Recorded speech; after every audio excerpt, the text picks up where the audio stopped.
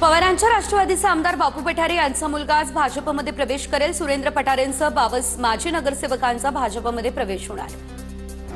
पुण्यातील 22 माजी नगरसेवक भाजपमध्ये प्रवेश करणार। माजी नगरसेविका सायली वांजळे आज भाजपमध्ये पक्षप्रवेश करतील। सायली वांजळे मनसेचे दिवंगत नेते रमेश वांजळे यांची मुलगी। महापालिका निवडणुकीत बहुजन विकास आघाडीला खिंडार। विरारमधील बहुजन विकास आघाडीच्या शेकडो कार्यकर्त्यांचा भाजपमध्ये प्रवेश। ज्येष्ठ कार्यकर्ते हरेश्वर पाटील यांच्यासह शेकडो कार्यकर्ते भाजपमध्ये। अंजनगाव सुर्जीमध्ये आमदार गजानन लवटे यांची प्रतिष्ठा पणाला। गजानन लवटे यांचे पुत्र यश लवटे देखील निवडणुकीच्या रिंगणात। गजानन लवटे हे ठाकरेंच्या शिवसेनेचे आमदार। नाशिकच्या सिन्नरमधील प्रभाग क्रमांक 2च्या मतदान केंद्रावर बोगस मतदार पकडले। बनावट आधार कार्ड बनवून मतदान करण्याचा प्रयत्न। निवडणूक अधिकाऱ्यांनी बोगस मतदाराला पोलिसांच्या ताब्यात दिलं। अहिल्यानगरच्या कोपरगावात मतदानाला सुरुवात, पण काही काळ ईव्हीएम मशीनवरील बटन दाबत नव्हतं, त्यामुळे गोंधळाचं वातावरण। मतदान केंद्रांवर मतदारांची मोठी गर्दी। आप मुंबईमधल्या सर्व 227 जागा स्वबळावर लढवणार। उमेदवारांची यादी जाहीर। महाविकास आघाडीचे घटक पक्ष असलेल्या ठाकरे, शिवसेना आणि काँग्रेसची मोठी कोंडी होणार। नागपूर महापालिका निवडणुकीसाठी आम आदमी पक्षाच्या 10 उमेदवारांची पहिली यादी जाहीर।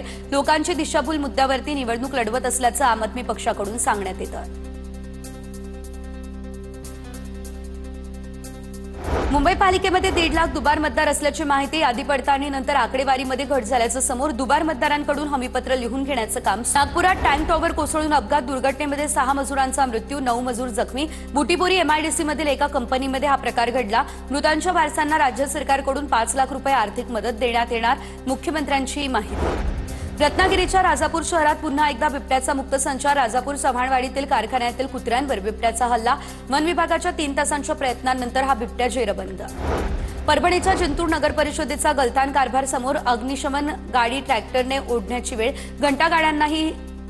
घंटागाड्यांची देखील दयनीय अवस्था। देखभाल आणि दुरुस्तीकडे दुर्लक्ष होत असल्याचा आरोप।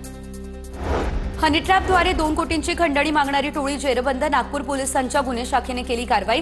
नागपूरमधील एका 62 वर्षीय डॉक्टरला हनी ट्रॅपमध्ये अडकवून 2 कोटींची खंडणी उकळलेली।